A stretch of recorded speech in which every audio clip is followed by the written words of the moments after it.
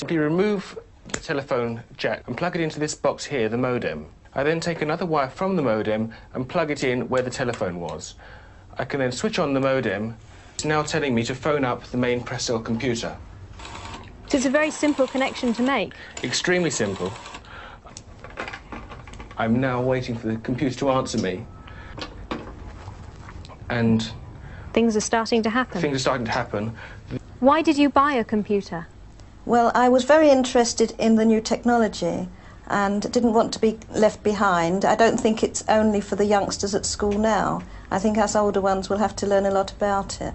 What is Internet anyway? Internet is that massive computer network, the one that's becoming really big now. What do you mean? That's big. How does one? What do you write to it like mail? No, a lot of people use it and communicate. I guess they can communicate with NBC writers and producers. Allison, can you explain what Internet is? The world is in financial disarray.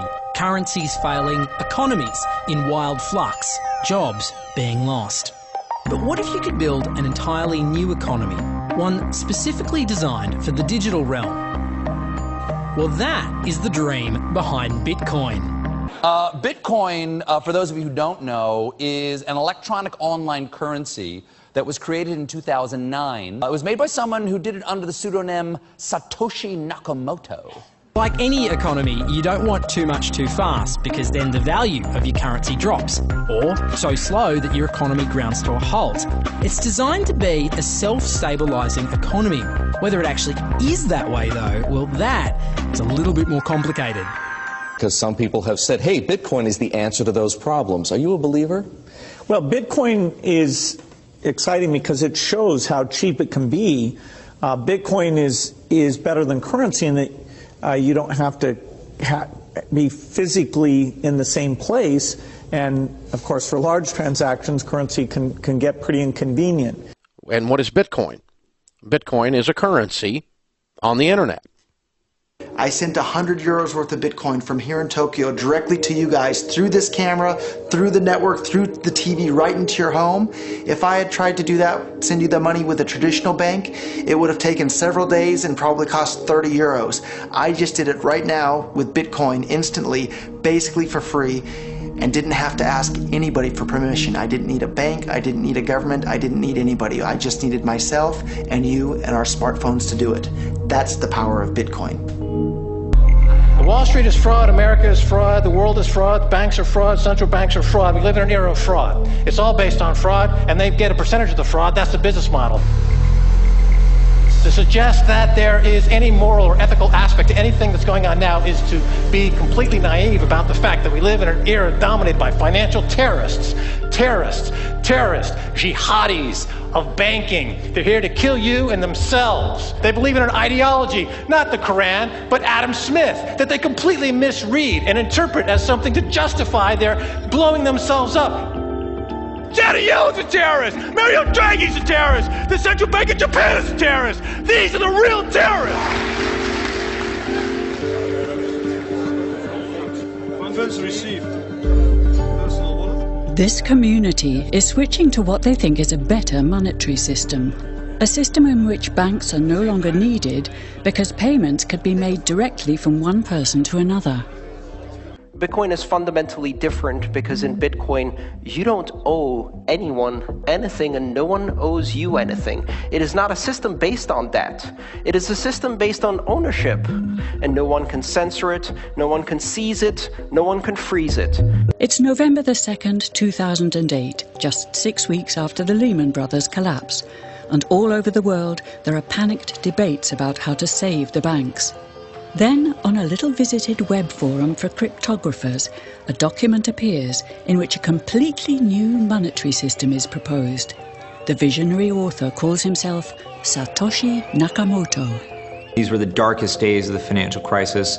So that to me suggests a very clever mind that saw an opportunity, the perfect opportunity to introduce a new radical technology and a new radical approach to money and finance at just the right moment when people would be very open to making this big shift that's required to adopt a new currency. What's exciting for me is like a global economy. Right now we say we have a global economy, but I can't take $1 and give it to you in the Netherlands and then you know what to do with it, right? You would have to go and change it to your native currency. And when you kind of eliminate that step, and I can just send you one form of payment and you can send me a product in a matter of seconds, that starts to change things from a global perspective. How could this digital coin invented by this Satoshi Nakamoto become hundreds of times more valuable than the dollar? And why do enthusiasts like Roger Fear want the world to switch to bitcoins? I'm giving every single person here 1,000 yen worth of bitcoins, which is like $8 and something cents. Back in the early days, you know, I'd get phone calls from my buddies. Oh, hey man, I lost 10,000 bitcoins because my computer blew up, right?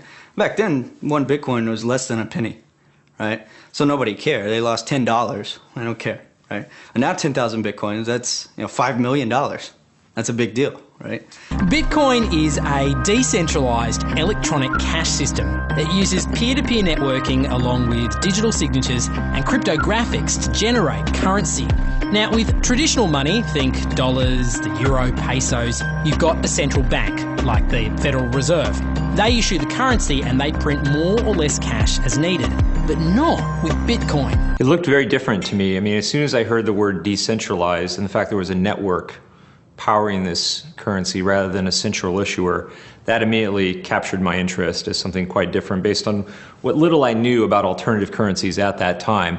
The government couldn't come in and shut down a server and end Bitcoin. It would have to shut down the entire internet or turn off the electricity grid to stop Bitcoin. And so that was really attractive. So gold is kind of hard to divide. Bitcoin divides down to 8 decimal points instantly, super easily. Gold is really, really difficult to transport. If I want to transport gold from here to Moscow, it'll cost a bunch of money to do that, and it's dangerous, and you have to have armed guards and who knows what. With Bitcoin, I can send Bitcoin from here to Moscow or to Holland instantly, just like that, basically for free. I don't have to pay for a bunch of armed guards. It just happens almost like magic. If you ever ask somebody why they think gold's valuable, they can't ever really tell you. They always give you these like weird stories around, oh, it's like a precious metal, isn't it? It's pretty. While we think it has all this intrinsic value, this intrinsic value of gold has been largely constructed in people's heads, often by actually like association with power, association with religious figures. Bitcoin has potential for similar types of construction. Inventor Satoshi Nakamoto has completely relinquished his control of Bitcoin. But he does own 1/20th of all Bitcoins himself. So if one day Bitcoin does become widely accepted as a currency, he will be one of the richest people on Earth. Satoshi invented one of the most important inventions in the entire history of humankind that's going to improve the lives of everybody on the planet for the better. If he had half of all the Bitcoins, he would still deserve it. A lot of people have asked me who Satoshi is since I got in so early. I think I've got a pretty good idea, but I like to keep that one close to my chest. So. Why? I mean, tell me. Because I'm not 100% certain. And the reality is it doesn't really matter, right? It doesn't matter who Satoshi is. Why did he disappear, you think? He undermined the ability of every single government on the entire planet to control the money supply. And that's how every single government in the world is controlling their citizens and their economies today. And he just basically, you know, knocked their feet right out from under them with the invention of Bitcoin. And I'm sure that's going to make a lot of people who want to control other people by force really, really upset. So yeah, I think it's really, really smart for him to have disappeared. And for me, it probably would have been smarter for me to keep quiet too, but Bitcoin's too exciting for me to stay quiet about.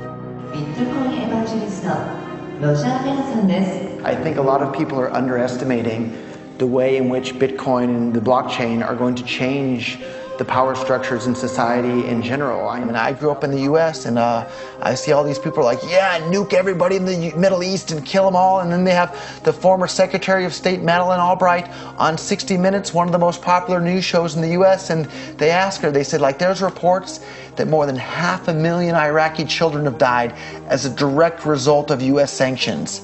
And she looks back at her with a straight face and she goes, it was a really tough decision, but I think that it was worth it. Worth murdering 500,000 kids because because of what the government did, and I apologize for crying, but it just disgusts me from my core when I see government people murdering people around the world.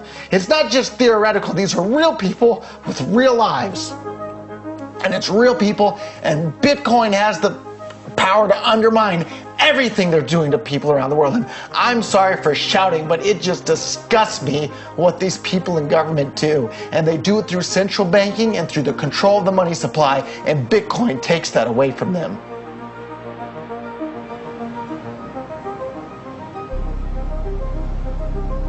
You can buy Bitcoin at the Shell station.